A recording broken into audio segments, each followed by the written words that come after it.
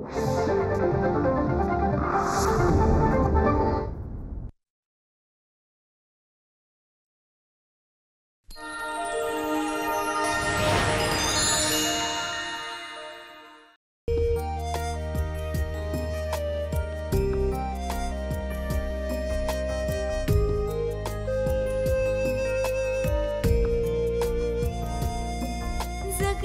जगता जीवनात यासेही काही येते अन कुणीतरी स्वर्ग सुखाच्या हिंदोळ्यावर नेते वाटे जगते थिटे त्या पुढे कसली जादू होते मन हे वेडे खुळे भाबडे पुरते गुंतून जाते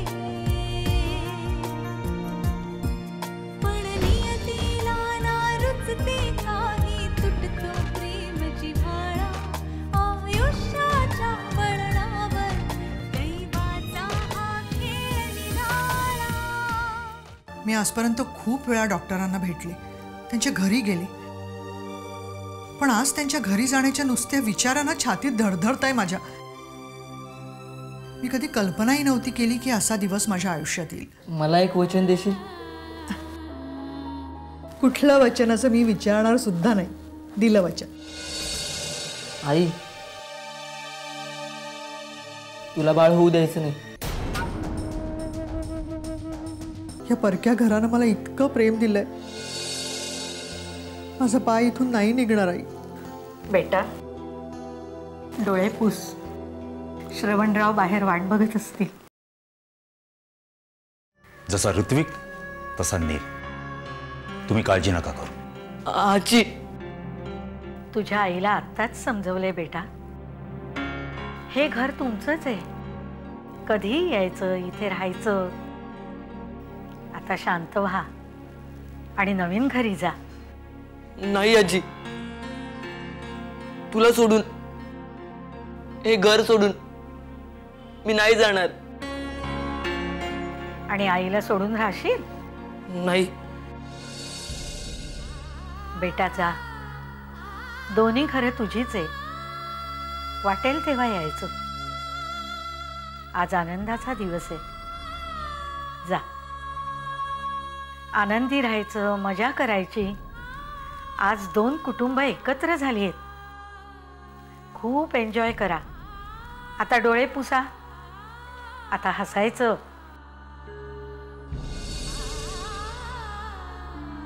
चल बेटा नील, निघूया आपण, घरी काही मंडळी आली आहेत, वाट पाहत असतील। चल बाबा, ड्रायव्हरला कार आणायला सांगतो। हो, चल, चला निघूया।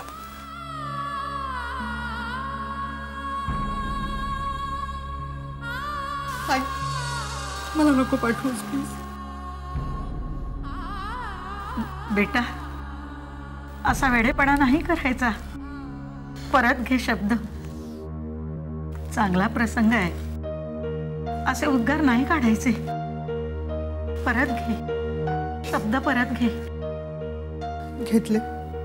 जा बेटा, यापुढे या डोळ्यात अश्रू नाही येऊ द्यायचे, आनंद असायला हवा, त्या घरी सुखी राहा। जा बेटा, जा। निघतो आम्ही। या। चल चल। आजी, येतो।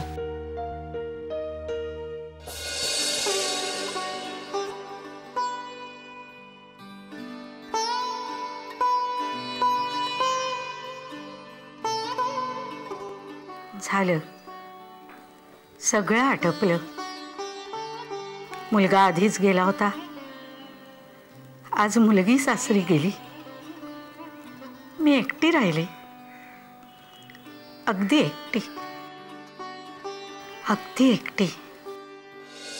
मला सोबत नाही, कोण जेवण वाढणार, कोण पाणी देणार, वेळ आली तर कोण पाय दाबणार, मनातल्या गोष्टी कोणाला सांगणार, कसा वेगळा अनुभव घेतला या जीवनाचा। सून येते, मुलगी होते, एवढा जिव्हाळा लावते की तिच्याशिवाय राहणं कठीण होतं. कालपर्यंत भरलेलं घर आज रिकामं झालं.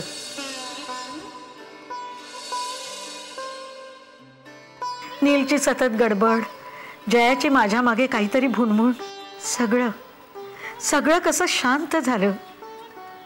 कायमचं. हे दोघंही दिवसभर घरी नसायचे तेव्हा मी घरात एकटी असायची. सवय करावी लागेल या सगळ्याची.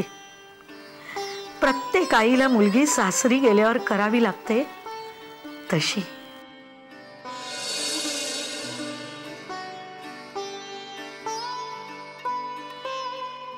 आई, श्रवणराव, तुम्ही? तुम्हाला असं कसं वाटलं की मी तुम्हाला सोडून जाईन? मग काय? माझ्या डोक्यात हा विचार होताच आधीपासून. मी फक्त जया आणि नीलची प्रतिक्रिया पाहत होतो. श्रवणराव, काय बोलताय तुम्ही? आई, जया आणि नील तुमच्याशिवाय राहणं शक्य आहे का? अहो, मी ओळखतो त्यांना. मला तुमच्यापासून त्यांना तोडायचं नव्हतं. लग्नानंतर माझ्या आईवडिलांच्या रूममध्ये तुम्ही राहाल हे मी आधीच ठरवलं होतं. अहो, मी तुमच्या घरी कशी येणार? मुलीचं सासर आहे ते. अहो आई, जावई मुलासारखा असतो ह्या नात्यानं मी तुम्हाला विनंती करतोय. हक्कानं मुलासारखं वागवा. मलाही पुन्हा आईचं सुख मिळू दे. श्रवणराव, तुमच्या भावना माझ्या मनापर्यंत पोचल्या. खूप आनंद वाटला, समाधान वाटलं. पण नाही, आज मला आग्रह करू नका. एकटं राहू शकणार आहात का? या आधी अडीअडचणीच्या वेळी तुम्ही मला फोन करत होता त्यावेळेला मी तुमचा कोणीच नव्हतो. माझा तुमच्यावर हक्क आहे. या हक्काने या आणि माझ्या घरी या.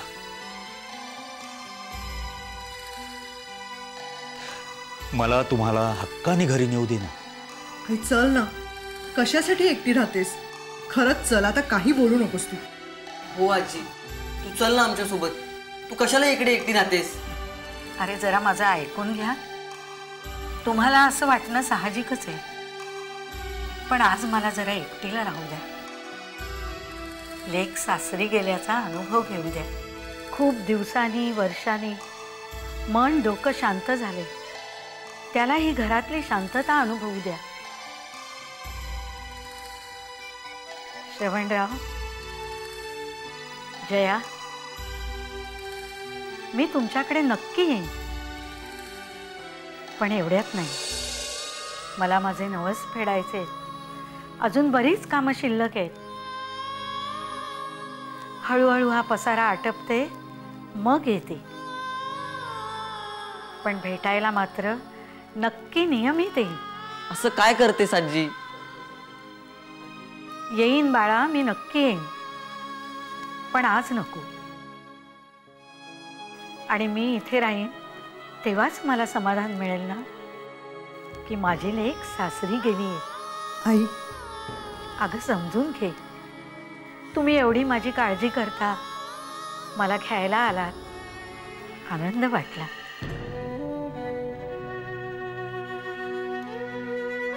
परकाय का ते घर? मला कधीही येऊ शकते ना मी. मग आता शाण्यासारखं वागा. आज मला इथेच राहू दे. बर. हे बघा आई, कधी अगदी रात्री अपरात्री जरी वाटलं तरी हक्काने मला फोन करा. मी किंवा ऋत्विक तुम्हाला घ्यायला येऊ. काळजी नका करू. श्रवणराव, इतक्या आपलेपणाने बोललात, मग नाही करणार संकोच. तुम्ही आनंदाने घरी जा. खरंच सांगते, ऐका माझं. बरं, निघू आम्ही. हो, या. येतो.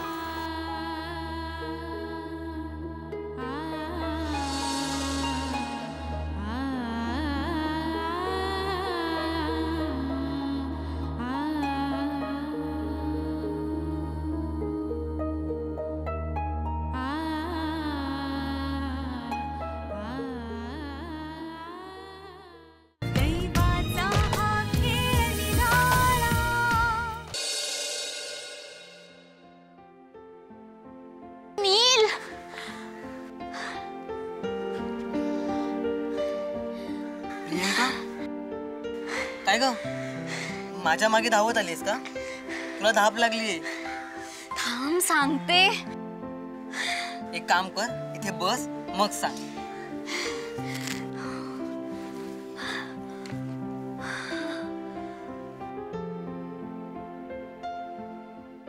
अरे हल्ली पटापट चालले ना की धाप लागते. वजन वाढलंय ना माझं. आणि काय रे गाढवा, हा सगळा प्लॅन तुमचा होता ना? कोणता प्लॅन? हो का? कोणता प्लॅन? सगळं कळलंय हा मला.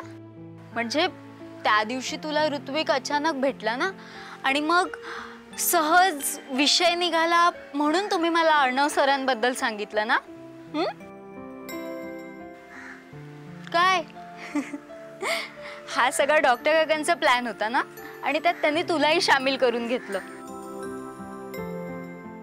काय असं काय बघतोयस तू? मला सगळं कळलंय. आणि तेच तर सांगायला मी तुला शोधत होते. कधीपासून तुला शोधते मी. 8-10 दिवस मी तुला गाठण्याचा प्रयत्न करते, पण कुठे होतास तू?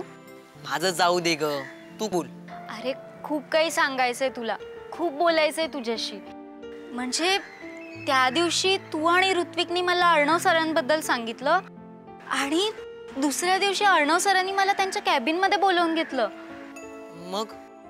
अरे मग काय, त्यांनी मला प्रपोज केलं. माझ्या सगळ्या प्रॉब्लेम सकट ते मला ऍक्सेप्ट करायला तयार आहेत.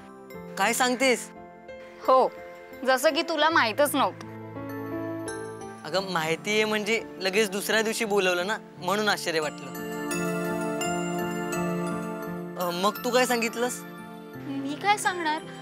अरे मला हे सगळं शॉकिंगच होतं. म्हणजे सर मला असं काही विचारतील असा मी कधी विचारच केला नव्हता रे.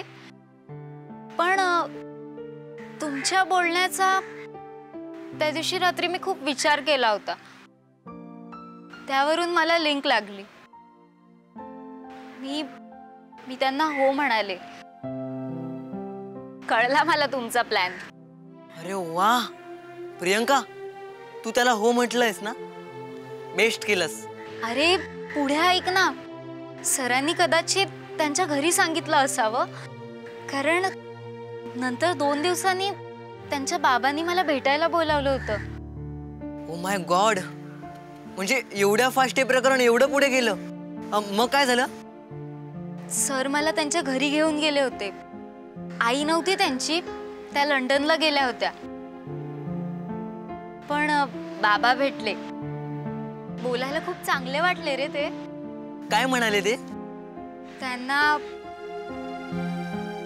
मी पसंत आहे असं म्हणाले. अर्णवची आई परत आल्यावर बोलणार आहेत ते त्यांच्याशी. हो हो, छान बातमी दिलीस, अभिनंदन. आणि हो, आता पार्टी पाहिजे, कळलं ना? बाबांनी परवानगी दिली आहे ना, मग आई पण हो म्हणेल. मग काय, आता खुश ना? खुश म्हणजे ठीक आहे, चालेल. पण तू कोणाला बोलू नकोस हा, प्लीज. नाही नाही, मी कोणाला नाही बोलणार. पण ठीक आहे म्हणजे? नाही म्हणजे तू मनापासून हो म्हटलंयस ना? सगळं व्यवस्थित आहे ना? त्यांच्या घरी एकतर आधीच मी टेन्शन मध्ये बसले होते आणि मला आणखी एक शॉक बसला. म्हणजे तिकडे मी कोणाला भेटली असेल. कर ना विचार. कोण भेटलं? अंशुल भेटला मला त्याच्या घरी. अंशुल? तो काय करत होता तिकडे? अरे मी तिकडनं निघणार तेवढ्यात तो तिकडे आला. म्हणजे सरांची बहीण आहे ना नुष्का, ती घेऊन आली त्याला. मित्र आहे तो तिचा. नुष्कानी मला त्याची ओळख करून दिली. मी आदरले रे. माझं काय झालं असेल विचार कर. तोही मला बघून घाबरला होता. अच्छा, म्हणजे त्या नुष्काला त्याने पकडलंय तर तिला फसवण्याचा डाव दिसतोय त्याचा. मी ऋत्विकलाच सांगतो, आता काहीतरी करायलाच पाहिजे. त्याला चांगला धडा शिकवायलाच पाहिजे. तू काळजी करू नकोस. अरे हो, इतका हायपर होऊ नकोस. हे सगळं सांगायला तर मी तुला कॉलेजमध्ये शोधत होते ना.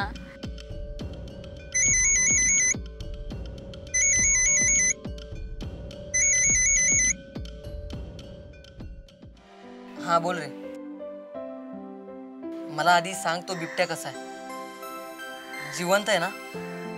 नाही म्हणजे गावातल्या लोकांनी त्याला मारलं तर नाही ना? येतोय मी मोर्चाला. तू एक काम कर, मला वेळ मेसेज करून कळव. ठीक आहे. Okay, bye. काय रे, काय झालं? ठाण्याजवळच्या एका गावात लोकांनी पिंजरा लावून एका बिबड्याला पकडलं. ते जंगल आधी त्याचंच होतं, पण या गावातल्या लोकांनी तिकडे जंगल तोडून घरं केली. आता कुठे जाणारे बिचारे प्राणी? आणि आता त्यांना पकडायला सुरुवात केली. त्यासाठी ॲनिमल केअरचा मोर्चा आहे. मी चाललोय मोर्चाला.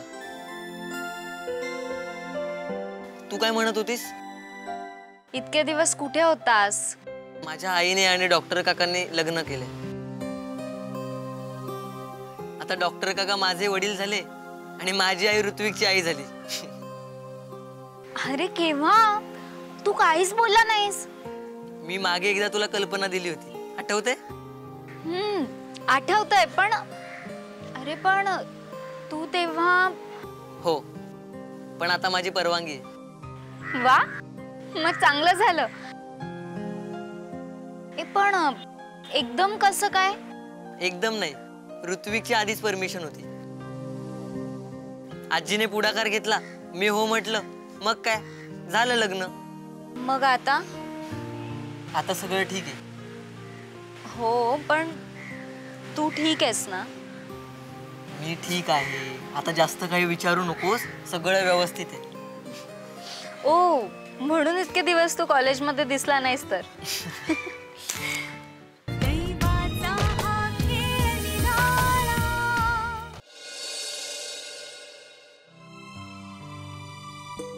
आई, जया, मला वाटलंच होतं की आज तुम्ही इथे येणार म्हणून. बसा बसा ना. मला आधी सांग, तू कशी आहेस आणि रात्र कशी गेली? खरं सांगायचा? खरं सांगू, 18 वर्षात लागली नव्हती इतकी शांत झोप लागली मला. एवढी जड झाले होते मी? हो हो, खूप जड झाली होतीस, पण आता मात्र अगदी हलकं वाटतंय मला. अगं बाई, जावई बापू आलेत आणि मी बोलत काय बसले. चालू द्या चालू द्या, माय लेकींच्या गप्पा चालू द्या. माझा डिस्टर्बन्स कशाला उगाच. नाही हं, तसं नाही. म्हणजे काय आहे जावई बापू, आज 18 वर्षात आम्ही पहिल्या प्रथमच एकमेकींपासून दूर राहिलोत ना, तेव्हा अशा भावना उचंबळून येणारच ना. साहजिकच समजू शकतो मी. म्हणूनच अगदी सकाळी तुमच्या लेकीला भेटायला इथे घेऊन आलो. बरं, मी पाणी आणते. नको. श्रवणराव, काय घेणार? मी चहा तर करतेच आहे, पण गोडाचा शिरा चालेल ना? आई, तुम्ही काहीही करू नका, आम्ही सगळं घेऊन आलोय. तुम्ही बसा. अहो, पण लग्न झाल्यानंतर पहिल्यांदाच. अगं, तू काही करू नकोस, उठू नकोस, इथे बसून राहा माझ्याजवळ फक्त. बरं, आता तुमच्याबद्दल सांगा. आधी सांगा, नील कसा आहे? मला त्याच्याबद्दल खूप काळजी वाटत होती. हो, मलाही त्याची काळजी होती, पण देवाच्या कृपेनं अगदी व्यवस्थित राहिला. त्याला त्याची सेपरेट रूम मिळाली ना. रात्री उशिरापर्यंत TV बघणं चालू होतं ऋत्विक बरोबर. राहिला ना नीट? चला, काळजी मिटली. आता यापुढे राहील तो व्यवस्थित. देवा, आनंदी ठेव रे बाबा त्याला. आई तुमच्याकरता वेगळी रूम केली आहे. माझ्या आईची रूम व्यवस्थित लावून ठेवलेली. हो, तुम्ही म्हणाला होतात तसं. मग आता तू आमच्या बरोबर यायचं. तुला घ्यायला चालू अगं आम्ही. अगं जय, काही बोलू नका. काल आम्ही तुमचं ऐकलं की नाही, आज तुम्ही आमचं ऐकायचं. एक काम करा, तुम्ही आईला घेऊन पुढे वा. मी आईची बॅग भरते आणि घेऊन येते. हा, चला. हे बघा, शांत बसा बघू जरा. मी मोठी आहे, तुम्ही माझं ऐकलं पाहिजे. इतकी वर्ष तुझंच ऐकलं आई. आता जरा आम्हाला हक्क गाजवू दे ना. आम्ही इथे येतो राहायला. एकूण एकच ते काय हो. अगं जया, काय हे असं लहान मुलासारखं. अगं देवाने माझं म्हणणं ऐकलं तर मग त्यांचा नवस मला नको का फेडायला. अर्णव सरांना मी हो तर म्हणाले, पण पण काय? माझ्या मनात त्यांच्याबद्दल तसं कोणतंच फिलिंग नाहीये रे. मी आजपर्यंत तुला खूप दुखवलं, पण तरीही त्या दिवशी हॉटेलमध्ये तू माझी मैत्रीण व्हायला तयार झालीस. हात जोडतो तुझ्या पुढे. त्या दिवशी तू मला नुष्काच्या घरी भेटलीस आणि मला शॉकच बसला.